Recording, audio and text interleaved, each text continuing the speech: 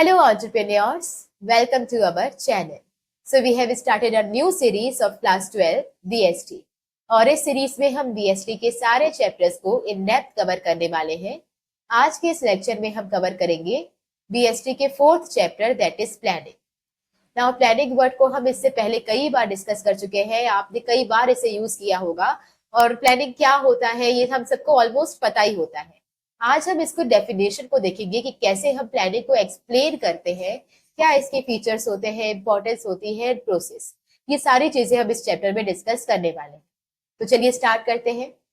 Firstly इसकी definition क्या होती है, तो planning is a process of thinking in advance what is to be done, how it is to be done, when it is to be done and by whom it is to be done. क्या करना है, कैसे करना है, कब करना है, कौन करेगा, ये सारे डिसीजंस लेना ही प्लानिंग होती है। ठीक है, तो आप जैसे फॉर एग्जाम्पल अगर एक एग्जाम्पल से समझे, फॉर एग्जाम्पल मैंने अगर डिसाइड किया है कि मुझे 3 महीने के अंदर एक कार का शोरूम ओपन करना है और उसमें जो भी फंडिंग लगेगी, पैसा लगेगा, वो मैं बैंक से लोन लेने वाली हूँ और इसमें जो भी मैनेजमेंट का काम रहेगा उसे मैं खुद परफॉर्म करूंगी अलॉन्ग विथ माई 2 फ्रेंड्स। तो ये क्या था, ये पूरी प्रोसेस को प्लानिंग कहते हैं, क्योंकि मैंने क्या क्या डिसाइड कर लिया, क्या करना है, कैसे करना है लोन लेकर, कब करना है 3 महीने के अंदर, और कौन करेगा, तो मैं और मेरे फ्रेंड्स। तो क्या, कैसे, कब और कौन करेगा, इन सारी चीजों को एडवांस में ही डिसाइड कर लेना ही क्या होती है प्लानिंग। नाउ प्लानिंग क्या करती है, आपके प्रेजेंट को फ्यूचर से कनेक्ट करती है। तो आप आज जहां पर हो और आप कल जहां पर होना चाहते हो, इसके बीच में जो भी गैप है उसे ब्रिज करने का काम कौन करेगी, प्लानिंग।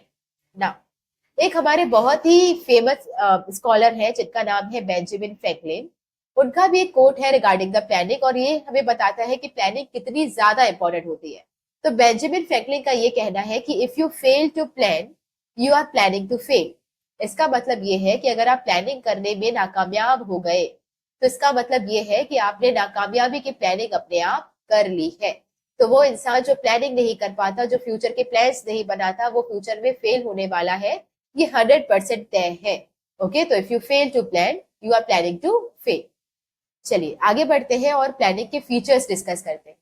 तो सबसे पहला इसका जो फीचर है वो है मेंटल एक्सरसाइज। तो प्लानिंग जो है वो एक फिजिकल एक्सरसाइज नहीं है, इसमें आपको बहुत ज्यादा फिजिकल हार्डवर्क नहीं करना होता, आपको काफी ज्यादा मेंटल हार्डवर्क करना होता है। And by mental hard work I mean आपको बहुत ज्यादा हायर थिंकिंग करनी पड़ती है और आपको बहुत ज्यादा हायर इंटेलिजेंस रिक्वायर्ड होती है। वाई? क्योंकि जब भी आप फ्यूचर के प्लान्स बनाते हैं तो आप तुक्के से तो बनाएंगे नहीं ना कि चलो ये कर लेंगे, ये अचीव कर लेंगे। तो प्लान्स बनाने से पहले आपको क्या करना होता है, एनवायरमेंट स्कैन करना होता है, ताकि आपको पता चले कि एक्चुअल में मार्केट को किस चीज की नीड है। तो आप पहले क्या करेंगे, आप एनवायरमेंट की इसको स्कैन करेंगे और उसके बाद मार्केट को जिस चीज की नीड होगी उसे आप किस तरीके से बेस्ट सर्व कर पाएंगे, उसके लिए सबसे बेटर अल्टरनेटिव आप सिलेक्ट करेंगे। तो पहले आप क्या करेंगे, एनवायरमेंट की स्कैनिंग करके ये डिसाइड करेंगे कि आपको अचीव क्या करना है। और अगर आपका गोल डिसाइड हो चुका है तो फिर दूसरा आप क्या करेंगे, उस गोल को आप कैसे अचीव करने वाले हो, इसके अल्टरनेटिव्स में से सबसे बेस्ट अल्टरनेटिव सिलेक्ट करेंगे। और ये सारी चीजें करने के लिए आपको क्या रिक्वायर्ड है, higher level of thinking and intelligence required है। तो आगे बढ़ते हैं, फिर आपका आता है प्राइमरी फंक्शन। मैनेजमेंट के टोटल 5 फंक्शंस होते हैं, planning, organising, staffing, directing, controlling. और प्लानिंग इन सारे फंक्शंस में से प्राइमरी मतलब फर्स्ट फंक्शन होता है। Why? There is a reason for it. क्योंकि प्लानिंग किए बिना आप कोई भी दूसरा फंक्शन परफॉर्म नहीं कर सकते हैं। प्लानिंग इज द फंक्शन जिसे सबसे पहले आपको परफॉर्म करना होता है। Why? Because all the other functions that is organising, staffing, directing, controlling, ये सारे फंक्शंस डिपेंड होते हैं प्लानिंग के ऊपर। लाइक अगर आपको ऑर्गेनाइज करना है तो ऑर्गेनाइजिंग में आप क्या करते हो, सारे फिजिकल, सारे फाइनेंशियल रिसोर्सेज को आप अरेंज करते हो। तो कितना पैसा चाहिए, कौन सी चीजें चाहिए, किस पे डिपेंड करती है, आपके प्लान्स के ऊपर, आपके गोल्स के ऊपर। फिर अगेन आता है स्टाफिंग। कितने लोग रिक्वायर्ड है, कौन सी क्वालिफिकेशन के लोग रिक्वायर्ड है, ये भी कैसे पता चलेगा, प्लानिंग के बेसिस पर। तो आपने जो प्लान किया है, जो आप अचीव करना चाहते हैं, उसके बेसिस पर ये डिसाइड होता है आपको ये अचीव करने के लिए कितने लोग चाहिए होंगे और कौन सी क्वालिफिकेशन के चाहिए होंगे। देन आप जो उनको डायरेक्शंस दोगे, जो आप उनको इंस्ट्रक्शंस दोगे, वो भी एज पर द प्लान्स होंगे, ताकि उस डायरेक्शन से आपके प्लान्स अचीव हो पाए। और फिर आपका आता है कंट्रोलिंग। कंट्रोलिंग तो बहुत ज्यादा कनेक्टेड होता है, बिकॉज कंट्रोलिंग में हम कंपेयर कर रहे होते हैं हमारी एक्चुअल परफॉर्मेंस को विद द प्लान्ड परफॉर्मेंस। तो अगर आपके पास प्लानिंग ही नहीं है, दैट मीन्स आपके पास कंपैरिजन का कोई बेस ही नहीं है, तो आप कंट्रोलिंग कर ही नहीं पाओगे। तो इसका मतलब ये है कि हमारा पहला फंक्शन इसीलिए है क्योंकि कोई भी दूसरा फंक्शन आप एग्जीक्यूट कर ही नहीं सकते अगर आपने प्लानिंग नहीं की हुई है। आगे बढ़ते हैं, प्लानिंग क्या होता है, परवेसिव होती है। और परवेसिव वर्ड इस बीएसटी में हम इसी साल कई बार डिस्कस कर चुके हैं। और परवेसिव का मतलब होता है कि ये हर तरह की ऑर्गेनाइजेशन, ऑर्गेनाइजेशन की हर एक डिपार्टमेंट और वो भी हर एक लेवल पर परफॉर्म की जाती है। इसका मतलब जो प्लानिंग है वो सिर्फ बिजनेसेस में नहीं होती, हर तरह के ऑर्गेनाइजेशन में होती है, चाहे वो प्रॉफिट हो, नॉन प्रॉफिट ऑर्गेनाइजेशन हो, स्कूल हो, कॉलेजेस हो, रेलवेज हो, या इवन आपका घर हो, हर जगह पे प्लानिंग रिक्वायर्ड होती है और हर एक डिपार्टमेंट में होती है। तो आपका जो ऑर्गेनाइजेशन है इसके अंदर कई सारे डिपार्टमेंट्स होते हैं, जैसे production department, purchase department, selling department, finance department etcetera. और हर एक डिपार्टमेंट अपने डिपार्टमेंट की फंक्शनिंग के लिए प्लानिंग करता है। और फिर आता है हर एक लेवल, तो top level, middle level, bottom level, हर लेवल के मैनेजर्स को प्लान्स बनाने पड़ते हैं।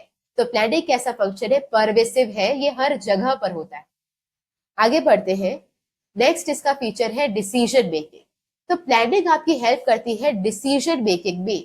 इसका मतलब ये निकलता है कि प्लानिंग वहीं पर रिक्वायर्ड होती है जहां पे डिसीजन लेना होता है। और डिसीजन कहाँ लेना होता है, जब आपके पास अल्टरनेटिव्स अवेलेबल होते हैं। तो जब आपके पास एक से ज्यादा रास्ता है, अगर आपके पास अल्टरनेटिव है, तो ही आप क्या कर सकते हो, प्लानिंग कर सकते हो, तो ही आप वहां पे डिसीजन मेकिंग कर सकते हो। अगर आपके पास अल्टरनेटिव ही नहीं है तो वहां पे प्लानिंग करने की कोई जरूरत पड़ेगी ही नहीं। जैसे फॉर एग्जाम्पल, 10th के बाद आपके पास कुछ ऑप्शन थे कि आप कॉमर्स ले सकते थे, आप साइंस ले सकते थे, आप आर्ट्स में जा सकते थे। तो क्योंकि आपके पास ऑप्शंस थे, नाउ यू रिक्वायर प्लानिंग कि आपको क्या लेना है, आप किसमें अपना आपकी स्किल्स ज्यादा है, आप किसको बेटर तरीके से परफॉर्म कर पाओगे। लेकिन फॉर एग्जाम्पल, अगर आपके पास ये ऑप्शन होता ही नहीं, अगर आपके पास साइंस भी नहीं होता, आर्ट भी नहीं होता, आपको लेना ही कॉमर्स पड़ेगा, तो क्या प्लानिंग रिक्वायर्ड थी? नहीं, क्योंकि अब डिसीजन लेना ही नहीं है। तो जब डिसीजन नहीं लेना तो प्लानिंग कैसे होगी? ओके। तो जैसे फॉर एग्जाम्पल, अगर आप जिस भी चीज में बिजनेस करते हो, अगर उसके जो रॉ मटेरियल्स अवेलेबल है वो एक ही फर्म के पास है, पूरे इंडिया में सिर्फ एक ही फर्म है जो उसका रॉ मटेरियल बनाती है, तो अब प्लानिंग की रिक्वायरमेंट है ही नहीं, क्योंकि आपको अब उसी से ही खरीदना पड़ेगा। You don't have any other options. तो प्लानिंग सिर्फ तब रिक्वायर्ड होती है जब आपके पास अल्टरनेटिव्स होते हैं, ताकि आप ये डिसाइड कर पाओ कि आपके लिए सबसे बेस्ट अल्टरनेटिव कौन सा है। अगर आपके पास अल्टरनेटिव नहीं है, आपके पास ऑप्शन नहीं है, तो आप प्लानिंग कर ही नहीं सकते। जैसे फॉर एग्जाम्पल, अगर आपको पिज्जा खाना है और आपकी जो सिटी है या फिर डिस्ट्रिक्ट है वहां पे सिर्फ एक ही ऑप्शन अवेलेबल है, दैट इज डोमिनोज, तो फिर आपको प्लानिंग करने की रिक्वायर्ड ही नहीं है। अगर आपको खाना है तो आप डायरेक्टली डोमिनोज ही जाएंगे। लेकिन अगर आपके यहाँ पे डोमिनोज भी है, पिज्जा हट भी है, अब आपको डिसीजन लेना पड़ेगा कि कौन सा वाले आप ज्यादा टेस्ट, किसका ज्यादा अच्छा टेस्ट होता है, कौन सा मेरे घर के सबसे पास है, कहाँ पे ज्यादा कूपन या फिर ऑफर सप्लाई हो रहे हैं। तो अब आप ये सारी प्लानिंग वगैरह करेंगे। लेकिन अगर ऑप्शन नहीं होता तो आप प्लानिंग नहीं कर।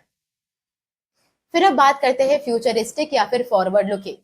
तो आपकी प्लानिंग में पास्ट का कोई रोल नहीं होता। हमेशा आप जो प्लानिंग करते हैं वो किसके लिए करते हैं, फ्यूचर के लिए करते हैं। आपने कभी अपने पास्ट की प्लानिंग की है क्या? नेवर, पॉसिबल ही नहीं है। तो मैं आगे, मुझे एक घर चाहिए, मुझे एक बंगला बनाना है, मुझे गाड़ी लेनी है, मुझे अपना इंस्टीट्यूशन तैयार करना है, ये सारी चीजें क्या है, फ्यूचर के रिगार्डिंग है। पास्ट में जो चीजें थी वो हो चुकी है ऑलरेडी, और जो चीजें ऑलरेडी हो चुकी है उसकी प्लानिंग आप नहीं कर सकते, उसको आप चेंज नहीं कर सकते। हाँ, पास्ट आपका एक ही चीज में काम आता है, वो है एक्सपीरियंस के लिए। तो अपने पास्ट के एक्सपीरियंस को यूज करके, आपके आज के एनवायरमेंट को यूज करके या उस पर नजर रख के आप फ्यूचर की प्लानिंग कर सकते हो। लेकिन आप पास्ट की प्लानिंग कभी कर ही नहीं सकते, पास्ट की प्लानिंग कभी पॉसिबल होती ही नहीं है। ओके। फिर अब बात करते हैं continuous process. Next, continuous process. तो प्लानिंग क्या है, ये कंटिन्यूअसली परफॉर्म करनी पड़ती है। तो कोई भी ऑर्गेनाइजेशन ऐसा नहीं होता कि आपने प्लान्स बना लिए और अब ये रिजिड है, अब आप इसमें कुछ चेंजेस नहीं करेंगे, ऐसा नहीं है। प्लान्स बनने के बाद आप लगातार इस पे नजर रखते हो कि जैसा आउटकम हमने सोचा था वैसा ही आउटकम आ रहा है या नहीं, या जो हमने एनवायरमेंट को स्कैन किया था कि ये चेंजेस हो सकते थे, वैसे ही चेंजेस एनवायरमेंट में आ रहे हैं या नहीं। तो अगर आपकी जो प्लानिंग है, अगर वैसा ही जा रहा है, उसके वैसे ही रिजल्ट आ रहे हैं जैसे आपने सोचा था, तब तो ठीक है। लेकिन अगर एनवायरमेंट आपका साथ नहीं दे रहा है, उसमें कुछ अलग चेंजेस आ गए हैं और आपने जो सक्सेस सोची थी या वैसा आउटकम नहीं आ रहा है, तो आपको लगातार अपने प्लान्स में चेंजेस करने पड़ेंगे। तो ये कैसा होता है, ये एक नेवर एंडिंग प्रोसेस है, क्योंकि प्लान्स बनने के बाद भी प्लानर्स हमेशा उसमें चेंजेस करते रहते हैं according to the business environment. फिर अब बात करते हैं लास्ट फीचर की, वो है contributes to the objective. Contributes to the objective का मतलब ये है कि प्लानिंग ऑब्जेक्टिव्स के एब्सेंस में हो ही नहीं सकती है। सारी प्लानिंग करने के लिए आपके दिमाग में एक ऑब्जेक्टिव या फिर गोल होना चाहिए, और उस गोल को अचीव करने के लिए ही आप सारी प्लानिंग करते हैं। जैसे आपको अगर पता है कि आपको 12th में 90 अबव % लाने हैं, तो आपकी सारे प्लान्स किसके रिगार्डिंग होंगे, इस गोल के रिगार्डिंग होंगे। कौन से लेक्चर्स देखने हैं, कौन से यूट्यूब वीडियोस पर डिपेंड होना है, कहाँ से नोट्स अरेंज करने हैं, कौन से सैंपल पेपर सॉल्व करने हैं, कितने प्रीवियस ईयर क्वेश्चंस लगाने हैं, एक्सेट्रा एक्सेट्रा। तो आपके सारे प्लान्स किसकी तरफ होते हैं, टुवर्ड्स योर ऑब्जेक्टिव। तो प्लानिंग स्टार्ट ही कहाँ से होती है, with the deciding of objective. Okay, क्योंकि ऑब्जेक्टिव अगर नहीं है तो प्लानिंग पॉसिबल नहीं है। अब अगर हमने अभी तक जितने भी चैप्टर्स किए हैं उसके सबके फीचर्स और हेडिंग्स वगैरह को याद करने के लिए हमने अलग से कुछ ट्रिक्स भी याद की थी। तो वैसे ही फीचर्स ऑफ मैनेजमेंट के लिए हमारी ट्रिक हो जाएगी mpdf.com। mpdf.com, एमपी से मध्य प्रदेश, पीडीएफ तो आपको पता ही है .com होना चाहिए, बट हमारे यहाँ पे ऐसे ही मतलब इस जो रीच फीचर्स है उसको याद करने के लिए हमें कॉन ही रिक्वायर्ड होगा, तो हम इसको कॉन रखते हैं। ठीक है, एम से क्या हो जाएगा, planning is a mental exercise. आप शांत मत रहिए, आप बोलते रहिए ताकि आपको याद रह जाएगा। या तो आप बोलिए या तो उसके नोट्स बनाइए, ताकि आप लिखते जाएंगे तो वो चीजें ज्यादा लंबे टाइम तक आपको याद रहेगी।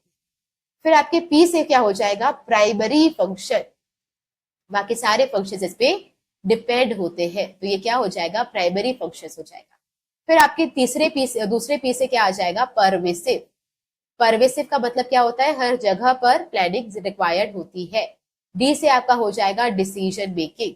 अगर आपके पास अल्टरनेटिव्स है तो ही आप प्लानिंग कर सकते हैं, तो ही आप डिसीजन ले सकते हैं, तो ये आपकी हेल्प करती है इन डिसीजन मेकिंग। और एफ से क्या हो जाएगा, फ्यूचरिस्टिक या फिर फॉरवर्ड लुकिंग। फ्यूचरिस्टिक या फिर फॉरवर्ड लुकिंग। पास्ट का इसमें सिर्फ रोल इतना होता है कि आप उसका एक्सपीरियंस यूज कर सकते हैं अपने फ्यूचर की प्लानिंग करने के लिए।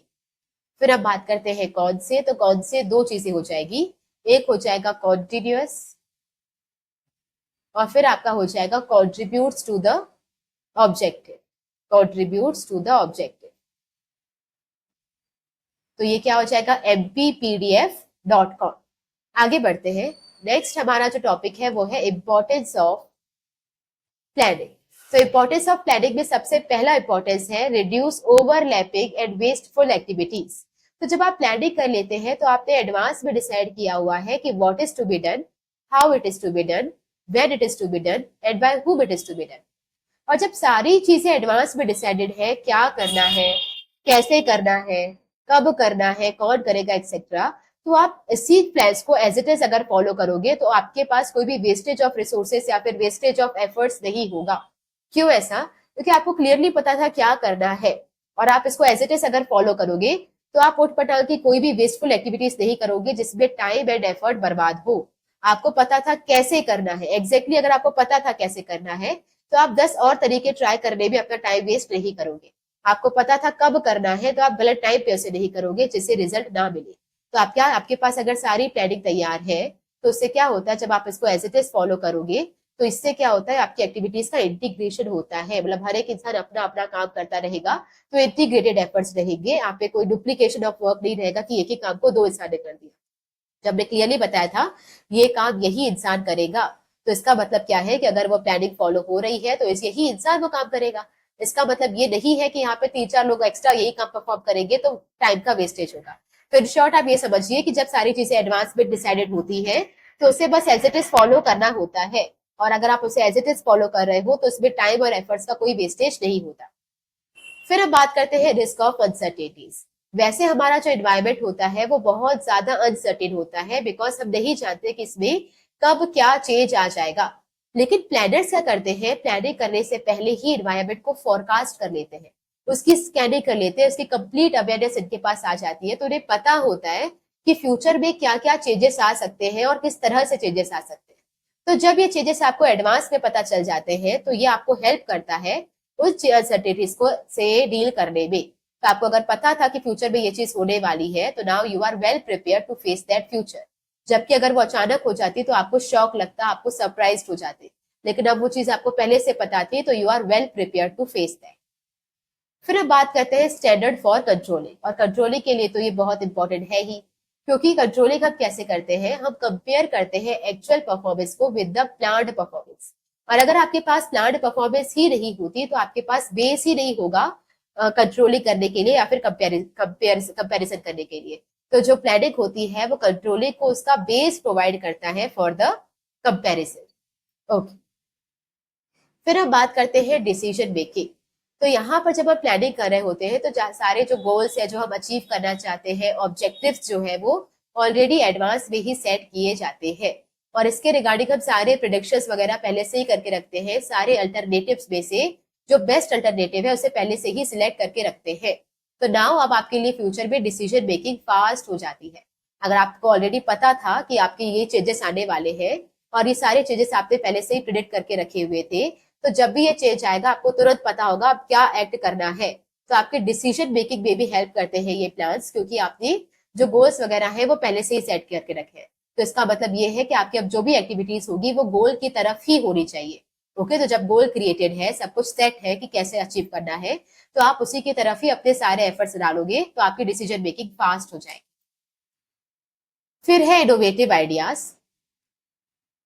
अच्छा, अगर आपको ये पहले वाला पॉइंट में अगर एग्जाम्पल लिखना हो तो आप अपने एग्जाम से रिगार्डिंग एग्जाम्पल भी लिख सकते हैं। जैसे आपको पता था कि आपका जो गोल है वो 90% है, और इसको अचीव करने के लिए आपको ये पर्टिकुलर कुछ वीडियोस कवर करने हैं, आपका सिलेबस कंप्लीट करना है, और कुछ अदर सैंपल पेपर्स वगैरह लगाने हैं, नोट्स वगैरह से कंप्लीट करना है। जब आपके पास इतना सारा काम है जो आपने ऑलरेडी डिसाइड किया हुआ है, अब अगर आपके फ्रेंड की फोन आती है कि चल मूवी देख कर आते हैं या कहीं घूम कर आते हैं, तो आप क्या डिसाइड करोगे? आपका डिसीजन क्या होगा कि no, I have my work pending.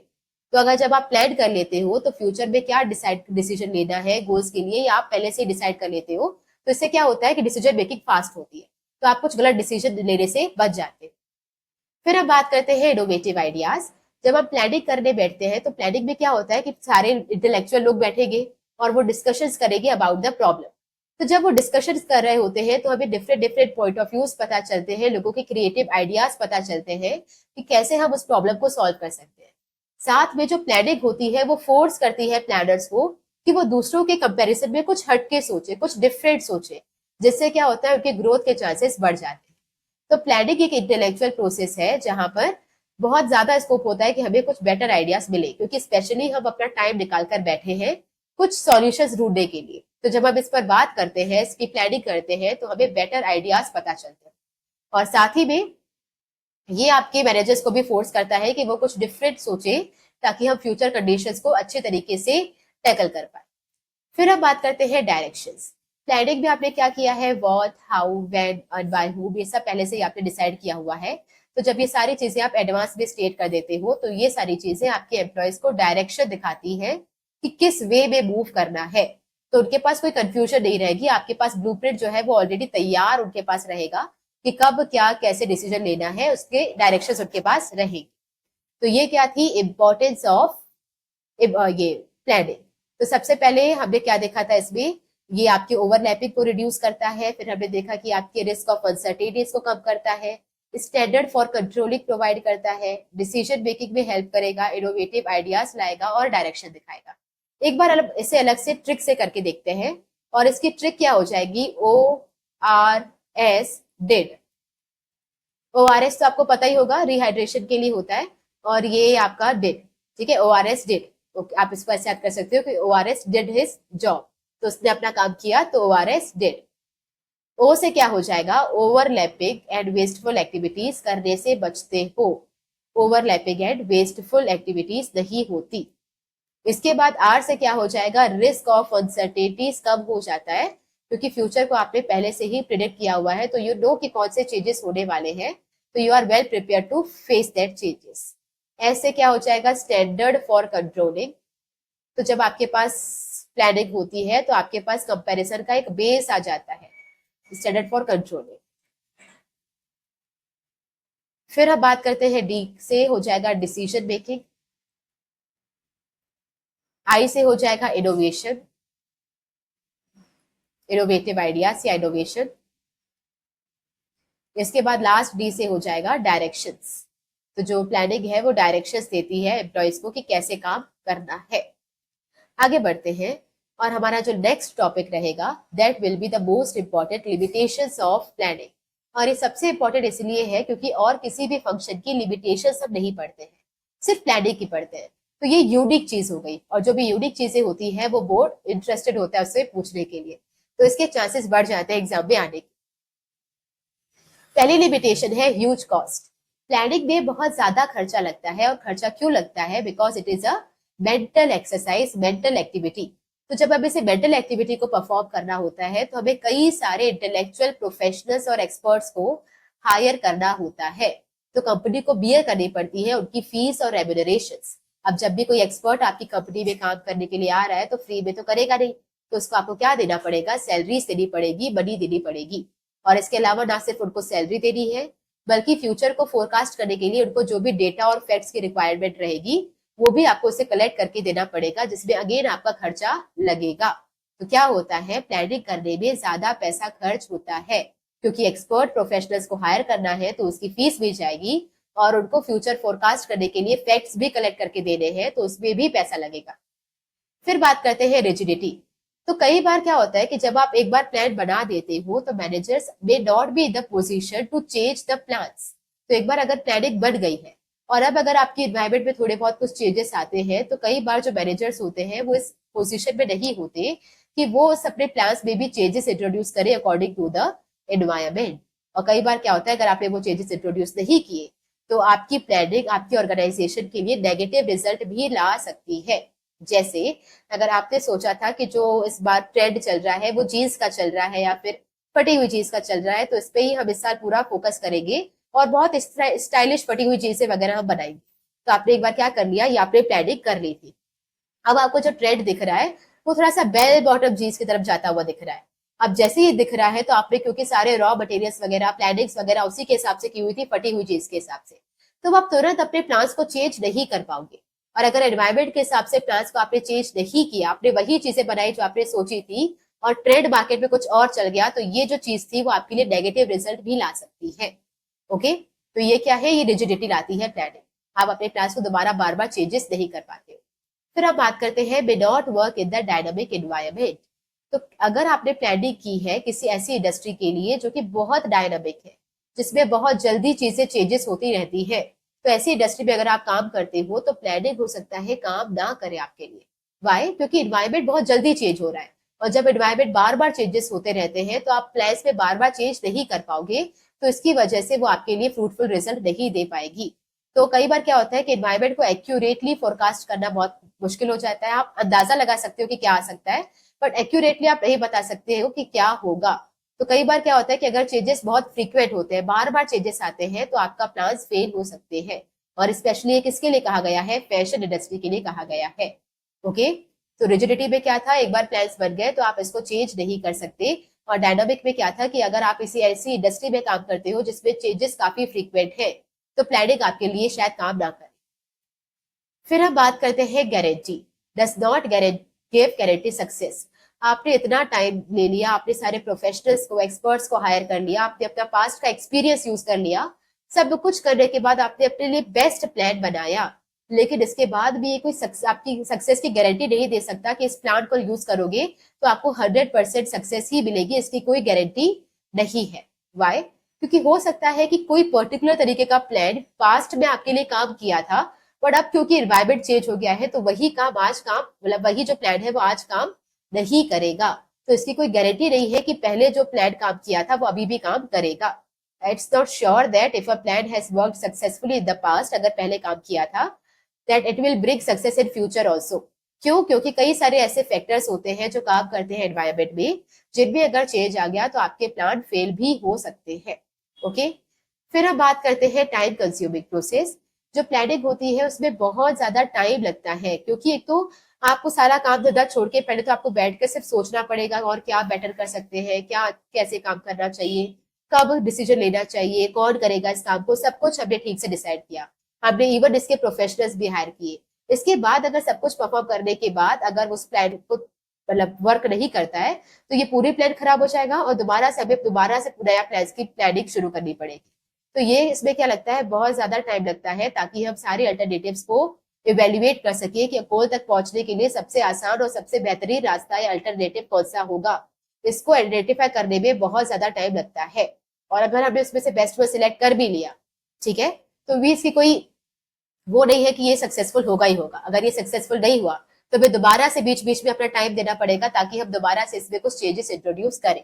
तो अगर आपको कुछ डिसीजन फास्ट लेना है तो आपको प्लानिंग नहीं करनी चाहिए, तो आपको प्लानिंग अवॉइड करनी चाहिए। आपके पास अगर ज्यादा टाइम नहीं है, तुरंत ही आपको डिसीजन लेना है, तो do that, don't plan about that. Okay, तो फास्ट डिसीजन मेकिंग के लिए प्लानिंग नहीं करनी चाहिए। फिर अब बात करते हैं क्रिएटिविटी। जो प्लानिंग होती है वो आपकी क्रिएटिविटी को रोक देती है। इसका मतलब क्या कि अगर आपके प्लान बन गए हैं और उसके बाद किसी जो भी मैनेजर्स होते हैं वो क्या करते हैं, उसी प्लान्स के ब्लाइंड फॉलोअर्स बन जाते हैं। तो एक बार आपने प्लान्स तैयार कर लिए तो उसके बाद मैनेजर्स अपना दिमाग लगाना बंद कर देते हैं और जो प्लान तैयार किया गया है उसी को ही ब्लाइंडली फॉलो करते रहते हैं। तो वो क्या नहीं करते, वो सजेशंस देना बंद कर देते हैं, वो अपना कुछ क्रिएटिविटी करना बंद कर देते हैं, हर चीज में अपना दिमाग लगाना बंद कर देते हैं। तो इससे क्या होती है, इससे आपके नए आइडियाज, आपके सजेशंस, आपकी क्रिएटिविटी सप्रेस होती है। ओके, तो that was the limitation of planning. तो सबसे पहला हमने क्या लिमिटेशन देखा कि इसमें बहुत ज्यादा कॉस्ट लगता है। इसके अलावा इसमें ये जो है वो रिजिडिटी लाती है, बिकॉज आप इसमें एक बार प्लान्स बन गए तो managers may not be the situation to change that plan. Dynamic का मतलब क्या है, अगर आप ऐसी इंडस्ट्री में काम करते हैं जिसमें चेंजेस बहुत फ्रीक्वेंट है तो वो हो सकता है आपके प्लान्स वहां पे सक्सेसफुल नहीं हो। फिर आपका आता है गारंटी। प्लानिंग जो है वो सक्सेस मतलब गारंटी नहीं देती सक्सेस की, कि पास्ट में कोई प्लान काम किया था तो अभी भी करेगा। ये टाइम कंज्यूमिंग प्रोसेस है, बहुत ज्यादा टाइम इसमें लगता है और ये आपकी क्रिएटिविटी को सप्रेस भी करती है। इसको याद करने की ट्रिक क्या हो जाएगी, hello RDG take care. RD का मतलब क्या है, आरडी शर्मा, आपने बुक पढ़ी होगी। तो hello RDG take care. Hello से क्या हो जाएगा, ह्यूज कॉस्ट। आर से क्या हो जाएगा, रिजिडिटी। डी से क्या हो जाएगा, वे not work in the dynamic, ये डायनामिक है। और जी से हो जाएगा गारंटी। फिर टी से क्या हो जाएगा, टाइम कंज्यूमिंग। और आपका सी से हो जाएगा ये क्रिएटिविटी को सप्रेस कर देता है। ओके, तो hello RDG take care, huge cost अलग से कर लेते हैं। Hello R D G take care. तो हेलो से क्या हो जाएगा, ह्यूज कॉस्ट। आर से क्या हो जाएगा, ये रिजिडिटी। डी से क्या हो जाएगा, डायनामिक, तो may not work in the dynamic environment. G से क्या हो जाएगा, guarantee, does not give guarantee success. और टी से क्या हो जाएगा, टाइम कंज्यूमिंग। और सी से क्या हो जाएगा, क्रिएटिविटी। ओके, तो वापस आते हैं, यहां पर हमारे लिमिटेशंस ऑफ प्लानिंग खत्म होते हैं। नेक्स्ट हम बात करेंगे प्रोसेस, प्रोसेस ऑफ प्लानिंग। ये भी बहुत इंपॉर्टेंट है इस चैप्टर से। और ये शुरू होती है कहां से, setting up of the objectives. तो जब आप प्लानिंग करना शुरू करते हो तो आपका पहला टास्क क्या होता है, ऑब्जेक्टिव डिसाइड करना कि आप क्या अचीव करना चाहते हो। तो प्लानिंग स्टार्ट ही कैसे होती है, with setting of the objectives. तो मैनेजर्स यहाँ पे अपने जो ऑब्जेक्टिव्स होते हैं उसे बहुत ही क्लियरली और प्रिसाइजली और मेजरेबल टर्म्स में डिसाइड करते हैं। मेजरेबल टर्म्स से मतलब कि ऐसा नहीं बोलेंगे कि हमें ग्रोथ अचीव करना है तो बोले कि हमें 10% ग्रोथ अचीव करना है। ऐसा नहीं बोलेंगे कि प्रॉफिट ज्यादा कमाने हैं, वो एग्जैक्टली बताएंगे कि हमें 25% प्रॉफिट अर्न करने हैं। तो जो मैनेजर्स होते हैं वो अपने सारे ऑब्जेक्टिव्स को बहुत ही एक्यूरेटली, क्लियरली और प्रिसाइजली मेंशन करते हैं कि आप क्या अचीव करना चाहते हो। ओके, और ये कैसे डिसाइड होता है, keeping in mind the goal, the resources and goals of the company. आपकी कंपनी के पास कितने रिसोर्सेज अवेलेबल है उसी के हिसाब से आप प्लानिंग करते हैं, ऑब्जेक्टिव डिसाइड करते हैं। अगर आपकी जो इस बार हालात बहुत मुश्किल है, आपकी फाइनेंशियल कंडीशंस खराब है, तो आप बहुत सारे ब्रांचेस ओपन करने का ऑब्जेक्टिव सेट नहीं करेंगे। अगर आपके पास बहुत ज्यादा प्रॉफिट्स है तो आप ये कर सकते हैं। तो आप प्लानिंग जो करेंगे, ऑब्जेक्टिव डिसाइड करेंगे, वो अपने रिसोर्सेज को ध्यान में रखकर डिसाइड करेंगे। और वो ऑब्जेक्टिव कैसा होगा, बहुत एक्यूरेट, प्रिसाइज और क्लियरली मेंशन रहेगा। सेकेंड स्टेप होता है डेवलपिंग प्रेमाइसेस। एक बार आपने ऑब्जेक्टिव डिसाइड कर लिया तो उसके बाद आप क्या करते हो, प्रेमाइसिस डेवलप करते हो। मतलब क्या है कि आप फ्यूचर के रिगार्डिंग कुछ अजम्पशंस लगाते हो। आपने एक बार अचीव, मतलब आपने टारगेट डिसाइड कर लिया कि ये मुझे अचीव करना है, फिर आप क्या करोगे कि क्या क्या फ्यूचर में चेंजेस आ सकते हैं जिससे ये ऑब्जेक्टिव हासिल करने में मुझे प्रॉब्लम जाएगी। तो आप फ्यूचर को क्या करते हो, प्रिडिक्ट करते हो कि कैसे मैं इसे अचीव कर सकता हूँ, या क्या क्या पॉसिबल चेंजेस है जो इसको अचीव करने में मुझे रोकेगा। तो आप फ्यूचर के रिगार्डिंग असम्पशंस करेंगे कि, और ये असम्पशंस किसके बेसिस पे रहेंगे।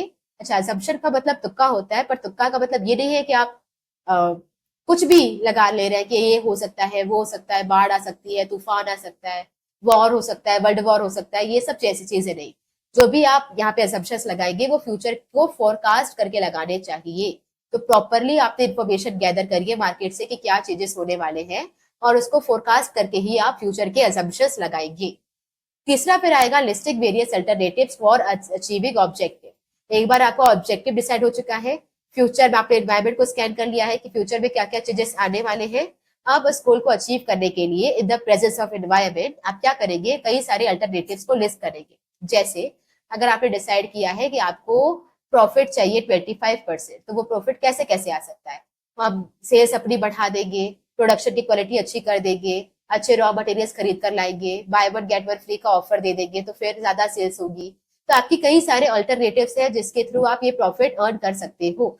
तो मैनेजर्स क्या बनाते हैं, कई सारे एक लिस्ट बनाते हैं कई सारे अल्टरनेटिव्स की, जिससे वो अपने ऑब्जेक्टिव को अचीव कर सकते हैं। जैसे अगर सेल्स इंक्रीज करना आपका ऑब्जेक्टिव है, तो उसे आप अचीव कर सकते हो बाय ऑफरिंग डिस्काउंट, क्वालिटी को बढ़ाकर, एडवर्टीजमेंट करके। तो इसके कई सारे अल्टरनेटिव्स की आप लिस्ट बनाएंगे कि किस किस तरीके से आपका ऑब्जेक्टिव अचीव हो सकता है।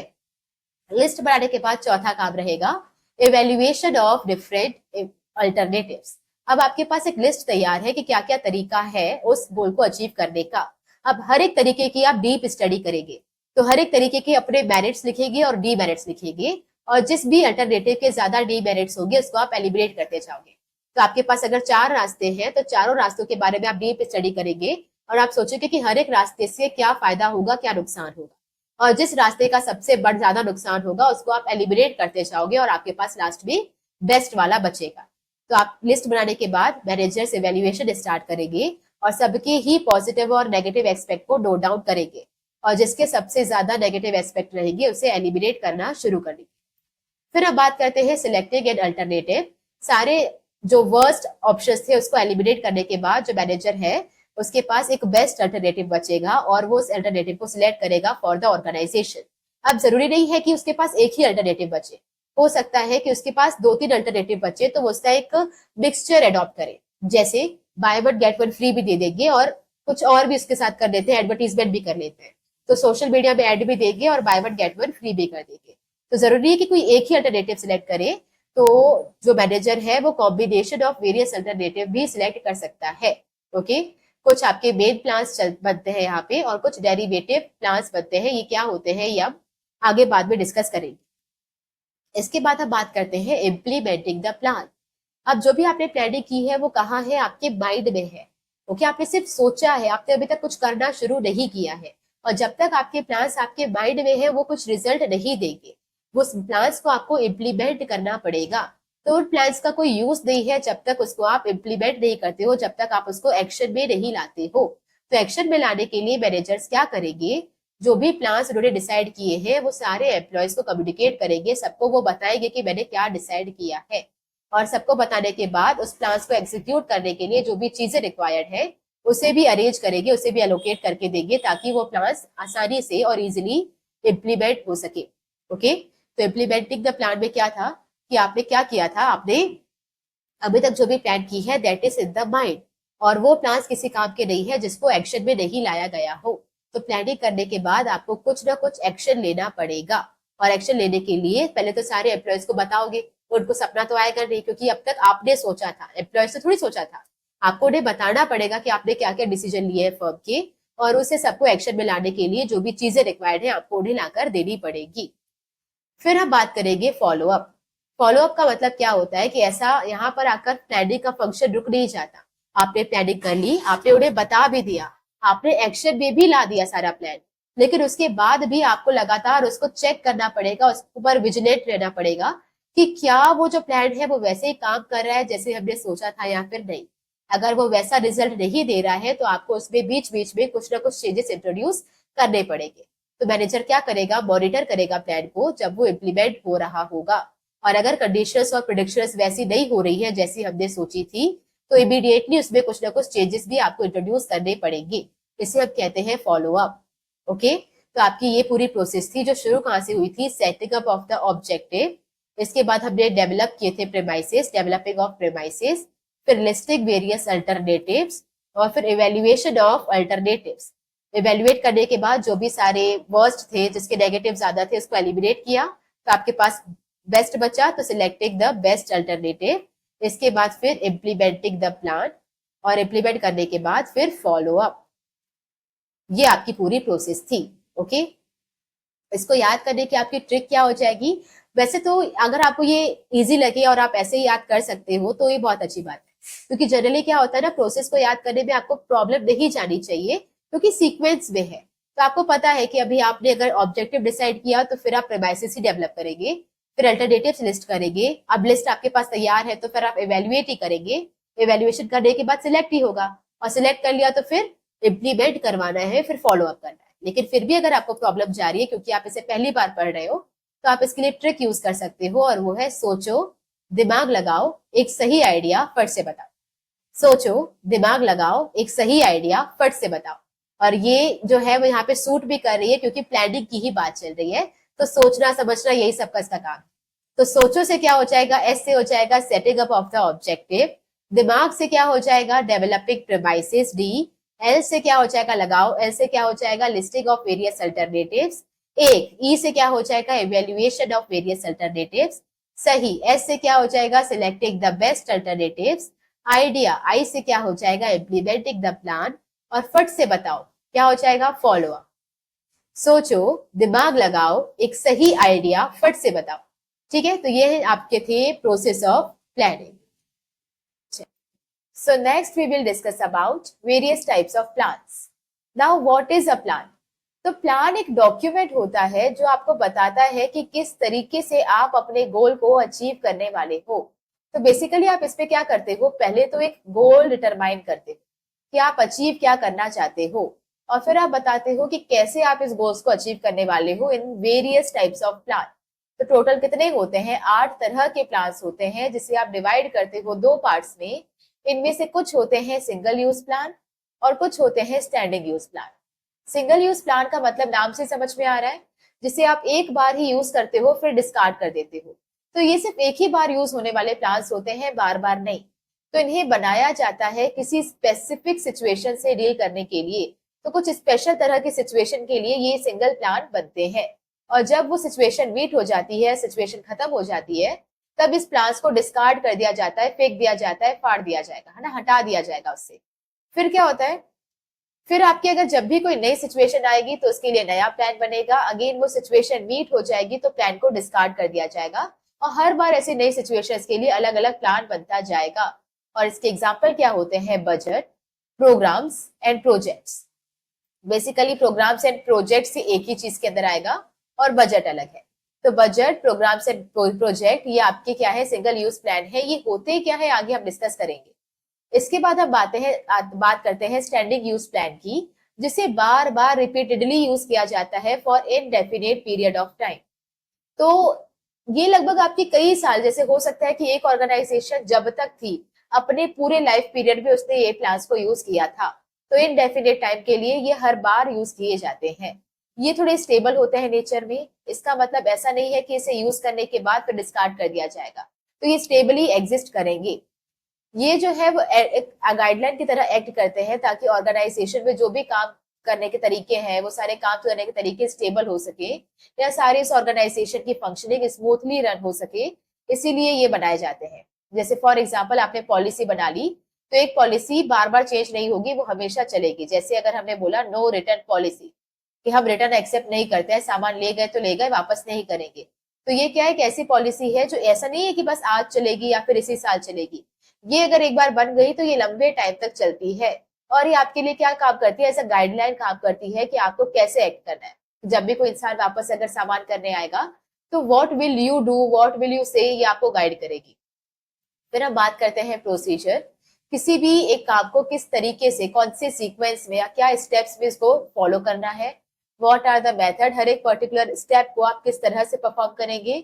और व्हाट आर द रूल्स, हालांकि ये सारे प्लान्स को इंडिविजुअली हम डिटेल में डिस्कस कर रहे होंगे। तो यहाँ पर हमने देखा था टोटल कितने प्लान्स होते हैं, 8। Policy, procedure, rules, method, programmes and project and budget, 6 हो गए। इसके अलावा 2 होते हैं आपके ऑब्जेक्टिव और स्ट्रेटेजी, लेकिन उसको ना तो हम सिंगल यूज प्लान में डालते हैं, ना ही हम स्टैंडिंग यूज प्लान में डालते हैं। व्हाई? बिकॉज वो दोनों की तरह ही एक्ट करते हैं।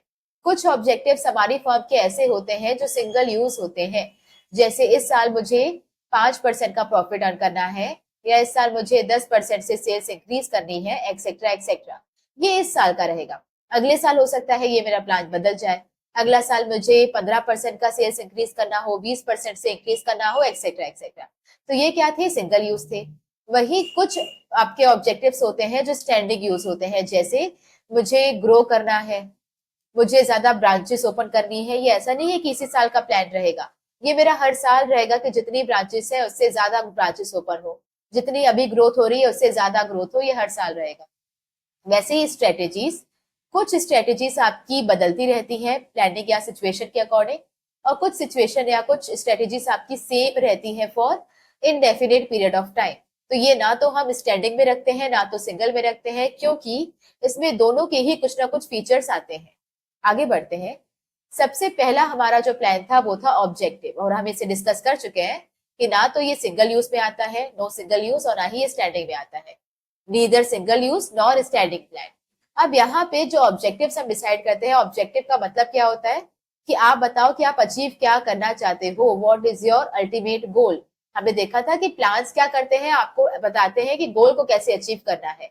तो सबसे पहले तो क्या डिसाइड करो कि गोल है क्या, और ये जो आपने ऑब्जेक्टिव डिसाइड किए हैं, these objectives should be smart.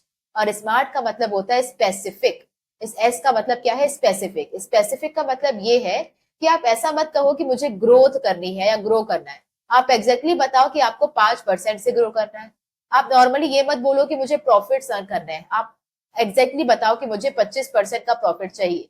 तो आपका जो गोल हो वो स्पेसिफिक होना चाहिए, आप एग्जैक्टली बताओ कि आप क्या अचीव करना चाहते हो। आपका जो हो वो बहुत ही जनरल टर्म्स में नहीं होना चाहिए कि मुझे ग्रो करना है, मुझे बड़ा बनना है, वगैरह वगैरह, नहीं। आप एग्जैक्टली स्पेसिफिक बताओ आपको क्या चाहिए। फिर आपका आता है मेजरेबल। आपके जो भी जनरली गोल्स होने चाहिए वो मेजरेबल होने चाहिए, क्वांटिटेटिव होने चाहिए। जैसे मुझे 1000 यूनिट बनाने हैं, ऐसे नंबर्स में आप बताओ कि क्या है आपका ऑब्जेक्टिव। फिर है अचीवेबल। ऐसा ऑब्जेक्टिव नहीं हो कि जो अचीव हो ही ना पाए, ऑब्जेक्टिव ऐसा बनाओ जो अचीव हो सकता हो। जैसे अभी आपकी फॉर एग्जाम्पल एक ही ब्रांच है, और अभी अभी आपने स्टार्ट किया अपना बिजनेस, और आप अपना टारगेट बना रहे हो कि इस साल मैं अपने इंडिया में जितनी सिटीज है सारी सिटीज में अपने ब्रांच ओपन कर दूंगा। तो ऐसा पॉसिबल नहीं हो पाएगा। तो ये क्या है, आपका जो गोल है वो क्या होना चाहिए, अचीवेबल होना चाहिए। जैसे आपका गोल, अगर अभी अभी आपका सिलेबस स्टार्ट हुआ है और आपने सोचा है कि एक हफ्ते के अंदर मैं सारे अकाउंट्स की बुक्स निपटा दूंगा, पार्टनरशिप भी, कंपनी भी, सब कुछ, तो क्या ये पॉसिबल होगा? नो, क्योंकि आपने अभी अभी अपनी जर्नी शुरू की है, तो आपके लिए पॉसिबल नहीं होगा। तो टारगेट ऐसा बनाओ जो अचीव किया जा सके। फिर आता है आर से रिलेवेंट। रिलेवेंट का मतलब है कि ऐसा ऑब्जेक्टिव होना चाहिए जो अगर अचीव हो जाए तो आपको उससे कुछ फायदा हो। ऐसे बेकार के ऑब्जेक्टिव नहीं होने चाहिए जिसका कोई रिलेवेंस ही नहीं हो। जैसे स्नैप की स्ट्रीक बनाना, ये आपके लिए है, तो स्नैप की स्ट्रीक बन भी गई तो क्या अचीव हो जाएगा, कुछ भी नहीं। तो ये एक आपका ऑब्जेक्टिव तो है, बट ये इररिलेवेंट है, इसका कोई मतलब नहीं है। तो ऐसे इररिलेवेंट आपके ऑब्जेक्टिव नहीं होने चाहिए, रिलेवेंट होने चाहिए। कंपनी के बेसिस पर क्या हो सकता है, आप अपने ग्रोथ के बारे में सोचो, किसी और को नीचा दिखाने के बारे में मत सोचो कि उसकी कंपनी मुझे बंद करवानी है, उसको नीचा दिखाना है, उसका प्रोजेक्ट नहीं मिलना चाहिए। आप ये सोचो कि मैं कैसे ग्रो करूं, ये नहीं कि कोई और कैसे गिरे। क्योंकि अगर उसको गिरा भी दिया तो क्या रिलेवेंट, क्या हासिल हो जाएगा, कुछ भी नहीं। वो आप तभी, उसका गिरना तभी सफल होगा क्योंकि उसको अगर जो लॉस हुआ है उससे आपको कुछ फायदा हो। समझ आ रही है? अगर उसको प्रोजेक्ट ना मिले तो कम से कम वो प्रोजेक्ट आपको मिले, तब तो कुछ फायदा है, वरना ऐसे ही आप किसी की बुराई के बारे में सोचेंगे तो कुछ फायदा नहीं। फिर है टाइम बाउंड। आपका जो ऑब्जेक्टिव है उसका एक टाइम पीरियड फिक्स्ड होना चाहिए। जैसे इफ आई एम सेइंग कि मुझे 25% का प्रॉफिट अचीव करना है, नाउ से कब तक, इस साल तक, इस महीने के एंड तक या अगले आने वाले 5 साल तक टाइम फ्रेम होना चाहिए। अदरवाइज ये तो फिर 10-15 साल हो जाएंगे, हाँ करना है करना है करना है, और फिर कभी होगा ही नहीं। तो ये क्या होना चाहिए, स्मार्ट ऑब्जेक्टिव्स। एस से होना चाहिए स्पेसिफिक, एम से मेजरेबल, ए से अचीवेबल और आर से रिलेवेंट, टी से टाइम बाउंड। अब फीचर्स क्या होते हैं आपके ऑब्जेक्टिव के, पहला ये तो आपकी प्लानिंग का एंड रिजल्ट होता है।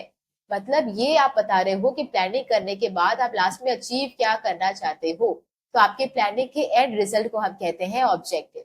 अब एक बार ये डिसाइड हो गया तो आपके ऑर्गेनाइजेशन में जो भी एक्टिविटीज हो रही हैं ये उसे गाइड करेगा, क्योंकि अल्टीमेटली सारी एक्टिविटीज किसके लिए हो रही होंगी, ऑब्जेक्टिव को अचीव करने के लिए।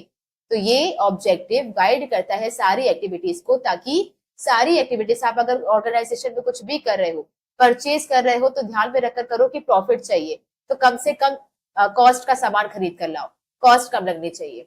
प्रोडक्शन अगर चाहिए तो प्रोडक्शन वाले में भी होना चाहिए कि अच्छी क्वालिटी का प्रोडक्शन हो।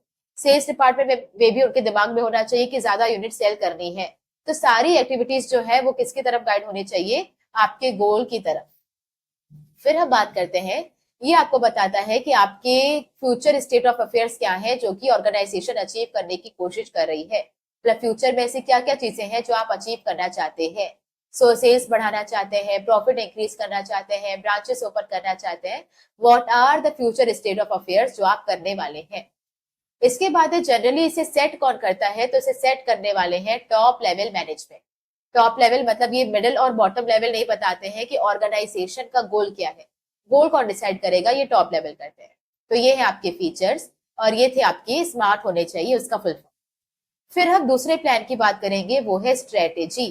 गोल बताता है कि क्या अचीव करना है, स्ट्रेटेजी बताती है कैसे अचीव करना है। What is your strategy to achieve your goals.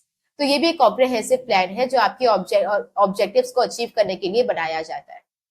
इसमें आप क्या डिसाइड करते हैं, आपका एक particular course of action decide करते हैं कि आप किस तरीके से अपने ऑर्गेनाइजेशन की आइडेंटिटी बनाना चाहते हैं।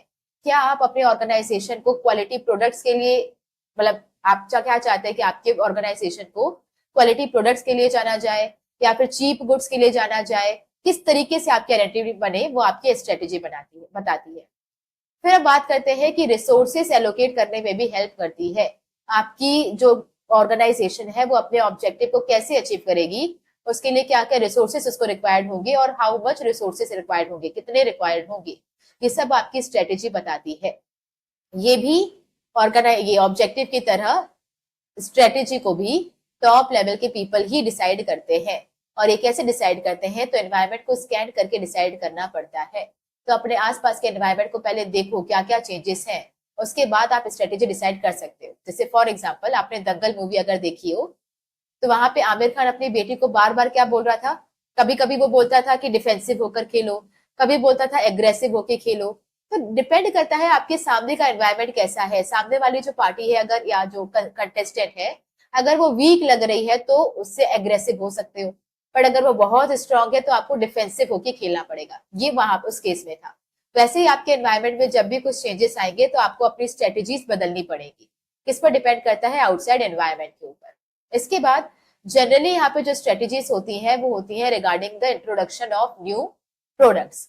कि अगर आप फॉर एग्जांपल पेंसिल बना रहे हो, तो क्या आप पेन बनाना चाहते हो, इरेजर, शार्पनर, मार्कर, ये सारी चीजों में आप इन्वॉल्व होना चाहते हो या नहीं। तो नए प्रोडक्ट को एंटर करना है, इंट्रोड्यूस करना है या नहीं, ये भी आपकी एक बहुत इंपॉर्टेंट स्ट्रेटेजी होती है। फिर अब बात करते हैं, ये आपके लॉन्ग रन में आपके बिजनेस का स्कोप बताती है कि आप क्या क्या अचीव कर सकते हो और कैसे अचीव कर सकते हो, उस स्कोप को ये डिसाइड करती है। ये आपके बिजनेस का ब्लूप्रिंट होता है, एक रास्ता होता है कि कैसे कैसे आप उसको अचीव करने वाले हो गोल को। और इसके अलावा ये आपके ब्रॉड कॉन्टूर्स होते हैं। ब्रॉड कॉन्टूर मतलब एक बाउंड्रीज क्रिएट करती है कि ऑर्गेनाइजेशन क्या करने वाली है और क्या नहीं करने वाली है। मतलब एक कॉन्टूर्स या फिर एक बाउंड्री सेट कर देगी कि इसके अंडर रहकर ही हम सारे काम करेंगे, इसके बियॉन्ड जाकर नहीं करेंगे। यहाँ पर आप एक बात ध्यान रखिएगा कि अगर आपकी केस स्टडीज आती हैं और वो स्ट्रेटेजी की तरफ आपको पुश करना चाहती है, मतलब स्ट्रेटेजी अगर उसका आंसर है, तो जनरली वो ब्रॉड कॉन्टूर, ब्लूप्रिंट या फिर एनवायरमेंट स्कैनिंग या फिर introduction of new product, in words को वो यूज करती है। तो इन वर्ड्स को आप लाइटली नहीं लें। इवन स्कोप भी आपका एक बहुत इंपॉर्टेंट की टर्म होता है इसका। Scope, broad contours, blueprint, environment scanning और न्यू प्रोडक्ट्स का इंट्रोडक्शन, ये सब क्या होता है आपका स्ट्रेटेजी को हाईलाइट करता है। आप इसको ब्रॉड पैरामीटर से कंफ्यूज नहीं करना। ब्रॉड पैरामीटर का मतलब क्या होता है? पॉलिसी, जबकि ब्रॉड कॉन्टूर्स क्या होता है? स्ट्रेटेजी। तो आपको बाउंड्रीज कौन बताती है कि किसके अंडर रहकर काम करता है? That is strategy. लेकिन ब्रॉड पैरामीटर्स का मतलब क्या होता है? कैसे आप उसकी डिसीजन मेकिंग करने वाले हैं वो डिसाइड करना, वो पॉलिसी बताती है। आगे बढ़ते हैं। थर्ड आपका प्लान आता है पॉलिसी। और पॉलिसी का मतलब होता है ऑर्गेनाइजेशन का अपना response to a particular problem. तो आपका अपना customised response to a particular problem is known as policy. कि कोई भी स्पेसिफिक तरीके की प्रॉब्लम आएगी तो आप उसे कैसे टैकल करेंगे। तो ये ऑर्गेनाइजेशन का खुद का वे होता है ऑफ हैंडलिंग द प्रॉब्लम्स, कि प्रॉब्लम्स को कैसे वो हैंडल करने वाली है, उसका खुद का तरीका क्या होता है? पॉलिसीज। नाउ स्ट्रेटेजीज एक बार आपकी बन गई। अब उस स्ट्रेटेजीज को इम्प्लीमेंट करने के लिए जो गाइड की तरह काम करता है वो होती है पॉलिसीज। ओके, जैसे अगर हमें सेल्स अपनी बढ़ानी है तो हमें रिटर्न्स एक्सेप्ट नहीं करने चाहिए, तो हम क्या करेंगे? यहाँ पे नो रिटर्न पॉलिसी करेंगे कि अगर कोई एक बार सामान खरीद कर गया है तो वो वापस नहीं कर सकता। तो स्ट्रेटेजीज को ठीक तरीके से इम्प्लीमेंट करने के लिए क्या चाहिए होते हैं? पॉलिसीज चाहिए होती है। वो उसको गाइड करती है कि कैसे आपको स्ट्रेटेजी इम्प्लीमेंट करनी है। नाउ अभी हमने देखा था कि ये क्या है? ब्रॉड पैरामीटर्स है जिसमें एक मैनेजर को फंक्शन करना होता है। तो एक ब्रॉड पैरामीटर का मतलब क्या है? कि वो आपकी हर एक सिचुएशन के लिए एक पैरामीटर बता देगी कि आपको इस तरीके से ही एक्ट करना है। ये एम्प्लॉयज को एनकरेज करती है कि अपना इनिशिएटिव लेने के लिए। तो जनरली ये जो भी पॉलिसीज बनाई जाती है वो एम्प्लॉयज के सजेशन से बनाई जाती है कि एम्प्लॉयज को क्या क्या डेली प्रॉब्लम्स जा रही हैं और कैसे उनकी प्रॉब्लम को सॉल्व किया जा सकता है, ये वो सजेस्ट करते हैं और उसके बाद फिर हम उनकी पॉलिसीज बनाते हैं। जैसे ऑब्जेक्टिव्स और स्ट्रेटजीज सिर्फ टॉप लेवल बनाते हैं मोस्टली, वैसे ही पॉलिसी सिर्फ टॉप लेवल का काम नहीं होता। ये हर एक लेवल ऑफ मैनेजमेंट ऐसे बनाता है, टॉप भी, मिडिल भी, बॉटम भी। जनरली जो आपकी पॉलिसीज होती है वो बता दी जाती है सारे स्टेक होल्डर्स। जैसे अगर किसी साइट पर या किसी भी अमेजोन के प्रोडक्ट पे रिटर्न नहीं है तो आपको बताया जाएगा कि नो रिटर्न पॉलिसी है या फिर no cash on delivery policy है। तो क्या पॉलिसीज है ये आपको तुरंत ही बता दी जाती है। लेकिन कुछ कुछ ऐसी माइनर पॉलिसीज भी होती हैं जो सिर्फ इनसाइडर्स के लिए होती हैं, वो सबको नहीं बताई जाती। तो मेजर जो पॉलिसीज होती है वो सबको इंट्रोड्यूस की जाएंगी, बताई जाएंगी। लेकिन माइनर कुछ ऐसी पॉलिसीज भी होती हैं जो सबको नहीं बताई जाती। इसके एग्जाम्पल क्या हो जाएगा? कि उधार का सामान नहीं हम नहीं देते हैं, रिटर्न हम नहीं लेते हैं, नो एक्सचेंज, नो सीओडी मतलब नो कैश ऑन डिलीवरी। ये सारी चीजें क्या है? ये आपकी पॉलिसीज होती हैं जो कि आपके ऑर्गेनाइजेशन को प्रॉब्लम कैसे सॉल्व करनी है इसका गाइड करती है। फिर हम बात करते हैं प्रोसीजर। अब पॉलिसी आपको बताता है how to solve a problem, मतलब किस तरीके से आपको सॉल्व करना है। अब उस पॉलिसीज को इम्प्लीमेंट अगर आपको करना होगा तो कैसे स्टेप वाइज या क्रोनोलॉजिकल ऑर्डर में आप उसे पूरा करोगे, वो आपको कौन बताता है? प्रोसीजर। एक तो प्रोसीजर होता क्या है? ये सीक्वेंस ऑफ स्टेप्स होते हैं, मतलब एक पर्टिकुलर क्रोनोलॉजिकल ऑर्डर में एक सीक्वेंस होता है कि ये स्टेप्स आपको फॉलो करने हैं एम्प्लॉयज को अगर कोई भी सिचुएशन आती है तो। ओके, ये पॉलिसी से रिलेटेड होता है। एग्जैक्टली एक पॉलिसी को कौन से स्टेप्स में फॉलो करना है ये आपको प्रोसीजर बताता है। जैसे अगर हमारे स्कूल की पॉलिसी है कि सिर्फ 70% से ज्यादा लाने वाले बच्चे को ही एडमिशन दिया जाएगा। तो अगर किसी बच्चे की प्रीवियस क्लास में 70% से कम आए थे तो एडमिशन नहीं मिलेगा। ये क्या है? पॉलिसी है। लेकिन अगर 70 से ज्यादा आए हैं और एडमिशन देना है तो एडमिशन देने के लिए क्या प्रोसीजर रहेगा? पहले आपको ये फॉर्म फिल करके आना पड़ेगा, फिर आपको एक रजिस्ट्रेशन फीस देनी पड़ेगी, फिर आपको एप्लीकेशन लिखकर देना पड़ेगा, फिर आपको उसमें जो नॉर्मल आपकी स्कूल की फीस होती है वो देनी पड़ेगी, यूनिफॉर्म यहाँ से खरीदनी पड़ेगी, आईडी कार्ड के पैसे देने पड़ेंगे, एक्सेट्रा एक्सेट्रा। सारी चीजें यहाँ पर आपकी प्रोसीजर्स होगी जो सीक्वेंस ऑफ स्टेप्स बताएगी कि कैसे देना है। तो पॉलिसी बताती है क्या करना है क्या नहीं करना है, मतलब नॉर्मली आपको गाइड करेगी, और उस काम को एग्जैक्टली किन स्टेप्स में करना है ये प्रोसीजर बताता है। ये जो है वो सबको नहीं बताया जाता क्योंकि इनसाइडर्स को ही ये सब पता रहता है। जैसे क्या प्रोसीजर होगा ये सिर्फ आपके मतलब पूरी सोशल मीडिया पे या फिर हर एक जगह पर हम लिखेंगे नहीं कि हमारा ये प्रोसीजर होगा। हमारे इनसाइडर्स को पता रहेगा और आप जब भी जैसे हमारे स्कूल में एडमिशन लेने कोई आएगा तो वो उनको गाइड करते जाएंगे कि आप ये फॉर्म फिल करो, अच्छा इसको यहाँ दे दो वहां दे दो, ऐसे वो आपको गाइड करेंगे। ये जनरली क्रोनोलॉजिकल ऑर्डर में ही होते हैं, मतलब एक के बाद दूसरा, फिर तीसरा, फिर चौथा, ऐसे ही फॉलो करना पड़ेगा। फिर आपका आता है कि ये एग्जैक्टली मैनर बताता है कि किस तरीके से किसी भी एक्टिविटी को परफॉर्म करना है। अच्छा, ये जो है पॉइंट वो थोड़ा सा डिस्प्यूटेड है, क्योंकि आपकी जो अगर कुछ बुक्स आप रेफर कर रहे हैं, जनरली पूनम गांधी अगर बुक्स आप रेफर करते हैं, तो उसमें आपको ये वाला पॉइंट जो है वो प्रोसीजर के अंदर दिखता है। लेकिन अगर ये आपके बोर्ड एग्जाम की किसी भी केस स्टडी में ये वाला पॉइंट आता है और उसमें फॉर एग्जांपल दो चीजें पूछी जाती है, प्रोसीजर ऑलरेडी है ही, तो दूसरा ये मेथड भी हो सकता है। तो ये कई बार मेथड के लिए भी लाइन यूज की जाती है और ये कई बार प्रोसीजर के लिए भी यूज की जाती है। ओके, तो अगर आपको समझ में आ रहा हो कि मोस्टली आपने पढ़ लिया और मोस्टली आपको पढ़ने के बाद जो फीचर्स थे वो मेथड जैसे लग रहे हैं, और एक ही पॉइंट है जो आपको कंफ्यूज कर रहा है, वो ये है कि एग्जैक्ट मैनर लिखा है, तो आप अपना आंसर चेंज नहीं करेंगे क्योंकि ऑलरेडी ये डिस्प्यूटेड है। कई बार कई केस स्टडीज में जब भी एग्जैक्ट मैनर लिखा होता है तो उसका आंसर मेथड माना जाता है, जबकि एग्जैक्ट मैनर कई कई बार प्रोसीजर की तरह भी डील किया जाता है। तो ये थोड़ा डिस्प्यूटेड है, आप लिखने के लिए इसे लिख सकते हैं, पर इससे अगर आप केस स्टडी को जज ना करें तो बेटर होगा, क्योंकि आप पहले और भी कुछ वर्ड्स देखें कि वो इसकी तरह मिल रहा है या उसकी तरह मिल रहा है। अगर आपको लग रहा है कि वो ज्यादा मेथड की तरह बात कर रहा है तो इसको आप इग्नोर करेंगे। ओके, आगे हम बात करते हैं मेथड्स। मेथड्स क्या, जैसे पॉलिसी क्या थी, पॉलिसी आपको गाइड करती है कि स्ट्रेटेजी कैसे इंप्लीमेंट करनी है, क्या करना है क्या नहीं करना। प्रोसीजर एग्जैक्टली स्टेप्स बताता है, सीक्वेंस ऑफ स्टेप बताता है कि कैसे करना है। और इसके बाद मेथड क्या करती है, मान लीजिए कोई एक स्टेप है, सेकेंड स्टेप है या फिर थर्ड स्टेप है पेमेंट लेना, तो पेमेंट एक्जैक्टली किस मेथड से लेनी है ये मेथड बताता है, मतलब किस तरीके से लेनी है या कौन सा वे है एक पर्टिकुलर स्टेप को फॉलो करने का, ये मेथड बताता है। तो करना या नहीं करना पॉलिसी डिसाइड करती है, करना है तो एग्जैक्टली कौन से सीक्वेंस ऑफ स्टेप से करना है ये प्रोसीजर बताता है, पर्टिकुलर एक स्टेप को, प्रोसीजर के एक स्टेप को किस तरीके से परफॉर्म करना है ये मेथड बताता है। जैसे पेमेंट एक्सेप्ट करने का मेथड सीओडी हो सकता है, या फिर आपका चेक हो सकता है, या फिर आपका बैंक ट्रांसफर हो सकता है, डेबिट कार्ड हो सकता है, क्रेडिट कार्ड हो सकता है, एक्सेट्रा। तो ये क्या है, मेथड है। ठीक है, चलिए, तो ये फॉर्मलाइज्ड या सिस्टमैटिक वे होता है काम को करने का। पहले हम यहाँ आ जाते हैं, ये क्या करता है, ये स्पेसिफाई करता है कि एग्जैक्टली हर एक स्टेप को कैसे परफॉर्म करना है प्रोसीजर की। तो प्रोसीजर के जितने भी स्टेप्स है उस हर एक स्टेप को किस तरीके से परफॉर्म करना है ये मेथड बताता है। ये क्यों बनाए जाते हैं, ताकि लोगों के माइंड में किसी भी तरीके का डाउट ना रहे, सारे लोग एक तरीके से ही काम करते रहे।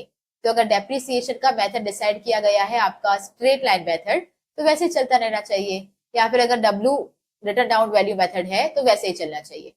ओके, तो ये सारे आपके एम्प्लॉयज के एक्शंस में एक यूनिफॉर्मिटी लाता है, एक जैसा ही सब लोग बिहेव करेंगे। जैसे ऑफिस में अगर एक स्टाफ बैठा है तो वो, अगर हमने इसको बोला हुआ है चेक में ही एक्सेप्ट करनी है पेमेंट, तो वो भी चेक में करेगा।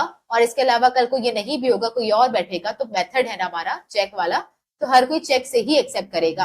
तो ये क्या है, सारे एम्प्लॉयज के एक्शंस में एक यूनिफॉर्मिटी लाता है। ये एम्प्लॉयज को गाइड करता है कि उन्हें कैसे एक्ट करना है। ये आपके वर्क को स्टैंडर्डाइज करता है, सिंप्लीफाई करता है।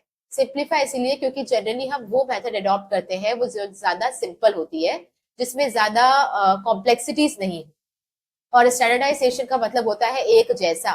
तो ये सारे आपके काम को एक जैसे या एक तरीके से करने का मतलब स्टैंडर्डाइजेशन लाता है आपके काम।